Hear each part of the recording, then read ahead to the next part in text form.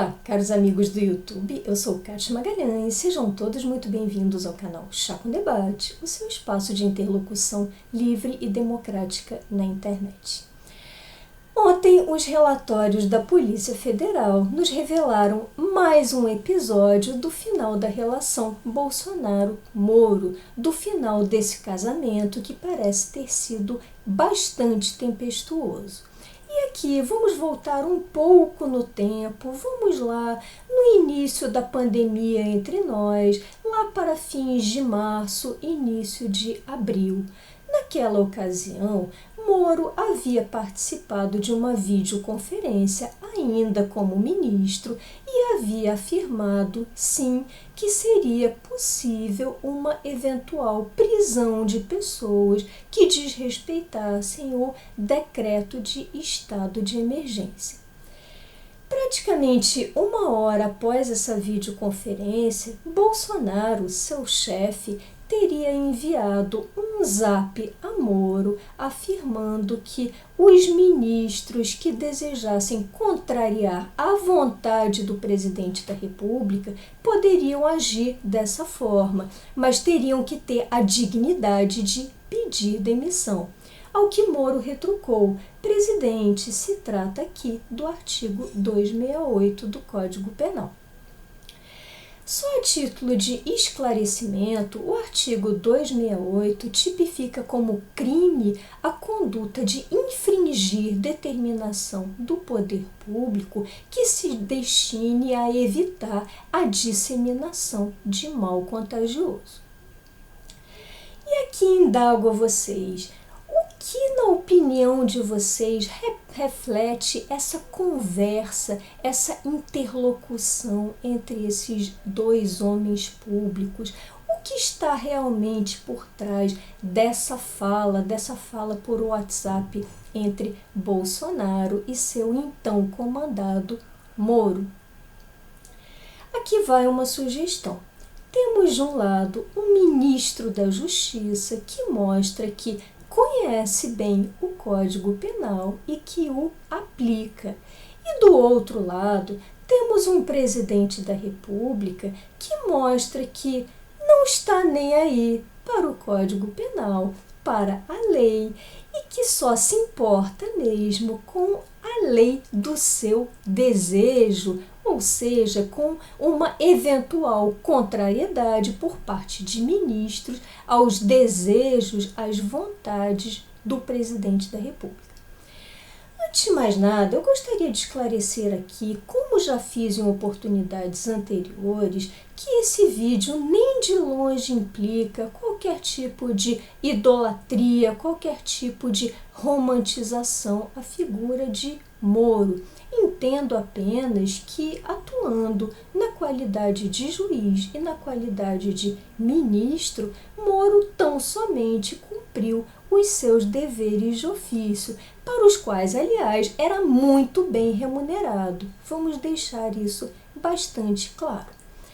Contudo, convenhamos que, pelo menos no espaço público, já que eu não conheço a intimidade de nenhum dos envolvidos, pelo menos no espaço público, esses dois homens apresentam biografias muito diferentes. Moro foi alguém que estudou, que aprendeu o seu ofício, que aprendeu a fazer algo na vida e que, sobretudo como juiz, sobretudo na magistratura, atuou, até onde se saiba, ao que tudo indica, atuou com correção e fez alguma diferença nesse país. Por quê? Porque esse mero exercício dos seus deveres de ofício, ao prender, ao levar para as grades pessoas muito poderosas e com base em indícios extremamente robustos, esse mero dever de ofício já foi um diferencial em relação a outras gerações de magistrados que permaneciam lá inertes, deixando que se operasse a prescrição e deixando que os figurões da política e do mundo empresarial saíssem completamente impunes. Essa foi a biografia de uma pessoa que acredita acredito que tenha escrito pelo menos uma página da nossa história. Por outro lado, temos Bolsonaro, alguém que não aprendeu a fazer nada, não aprendeu um ofício específico, teve uma carreira abortada nas Forças Armadas, lembremos sempre disso, foi expulso das Forças Armadas por desonra e em seguida adentrou nas cavernas, nas profundezas do baixo clero do nosso parlamento. Então, acredito que se trate de figuras bem distintas entre si.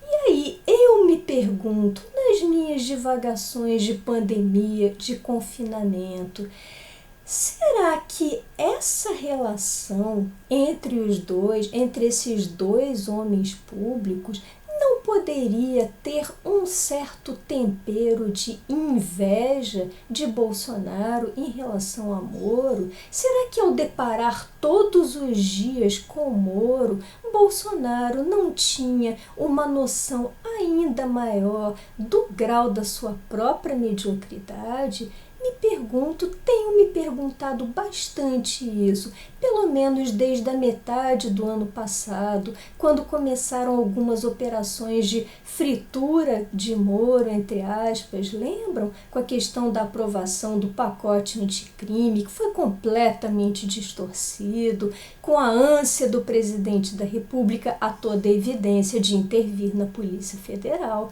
Lembram de tudo isso? Talvez esse desgaste na relação, no casamento, tenha tido um bom tempero de inveja. Inveja é um sentimento muito negativo, muito destrutivo, é querer o mal do outro que possui um atributo que nos falta. E aqui, inveja se diferencia muito de cobiça, porque na cobiça você deseja um atributo de outrem, do outro, mas você não quer mal a essa outra pessoa. Na inveja, sim, como você sente essa falta, você tem essa sensação de vazio, você deseja das profundezas da sua alma todo o mal daquela pessoa que é o seu espelho, que reflete a própria imagem da sua mediocridade. Inveja, a palavra vem do latim invidere, que é não ver. Por quê? Porque o invejoso, ele fica tão cego, ele fica tão obcecado com o objeto da sua inveja que ele não consegue enxergar a si próprio. Não à toa, na grande Divina Comédia de Dante, a punição aos invejosos era a costura dos olhos com fios de arame, exatamente para que eles não pudessem ver o outro, e aí talvez eles pudessem voltar os olhos, voltar a percepção para dentro de si mesmos, para o seu interior.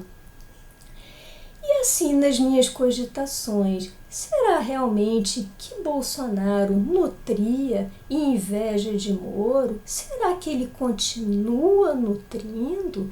E aí, se for o caso, acredito que até 2022, essa eventual inveja caminhe para se transformar num verdadeiro ódio e em seguida em um medo de vir a enfrentar Moro nas urnas. Porque vamos reconhecer aqui entre nós, Lula já é praticamente um zumbi político, com exceção de alguns nichos, de algumas bolhas muito específicas ou de seguidores muito fanáticos. A sociedade brasileira como um todo já não dá muito crédito nem a Lula nem ao PT.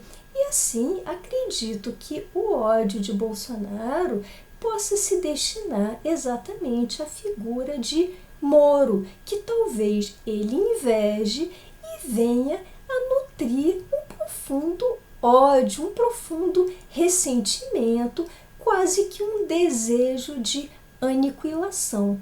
E aí, se assim for, se esse raciocínio estiver correto, até 2022 podemos ver Bolsonaro envidar todos os seus esforços, lançar mão de toda a sua influência para tentar denegrir bastante a figura do ex-juiz, incluindo aí, quando falo de influência, notícias, fake news, redes sociais e análogos.